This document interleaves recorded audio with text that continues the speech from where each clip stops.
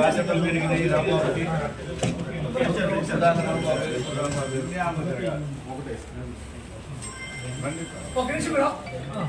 మూర్తి గారు రండి దగ్గరికి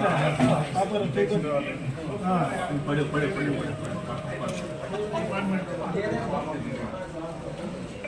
రాంబాబు జాగ్రత్త.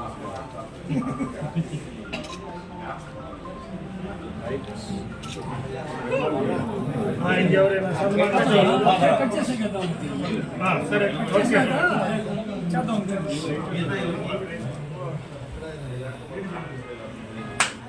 కంగ్రాచులేషన్స్.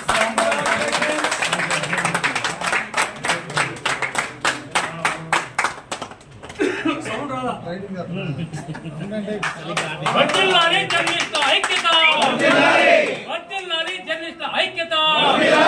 జిందాబాద్ ఏపీడబ్ల్యూజే, జిందాబాద్ ఏపీడబ్ల్యూజే, జిందాబాద్ ఏపీడబ్ల్యూజే, జిందాబాద్ ఐజేయు, జిందాబాద్ ఇండియన్ జర్నలిస్ట్ యూనియన్, జిందాబాద్ ఇండియన్ జర్నలిస్ట్ యూనియన్.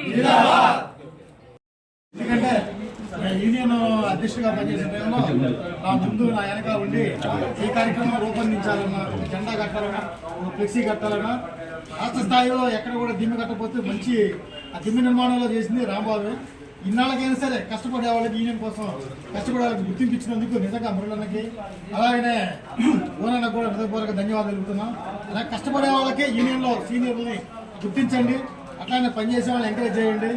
యూనియన్ని ఒకే దాటిపై నడిపేందుకు అందరం సమిష్టిగా పనిచేద్దాం. ఏపీడబ్ల్యూజీ ఐక్యత కోసం అందరం కృషి చేద్దాం. రాంబాబుకి మరొకసారి హృదయపూర్వక ధన్యవాదాలు.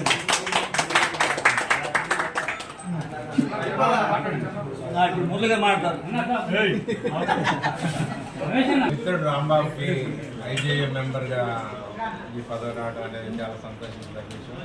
రాంబాబు దాదాపు జర్నలిస్ట్ అసోసియేషన్లో చాలా యాక్టివ్గా ఉంటూ ఉంటాడు.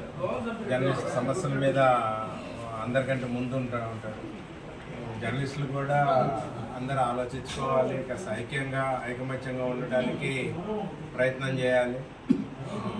ఎట్లా ఉన్నాయంటే పేపర్లు పరిస్థితి ఏమో వాళ్ళు టార్గెట్లు పెట్టి మనల్ని ఇబ్బంది పెడతా ఉన్నారు. మనమేమో ఆ టార్గెట్లు పూర్తి చేయడానికి ఎంత ఇబ్బంది పడుతున్నామో మనందరికీ తెలిసిన విషయమే.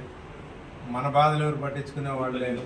కాస్త యూనియన్లన్నా గట్టిగా ఉంటే కాస్త సపోర్ట్గా ఉంటాయని అనుకుంటున్నాను నేను. రాంబాబుకి మరోసారి ధన్యవాదాలు తెలియజేస్తూ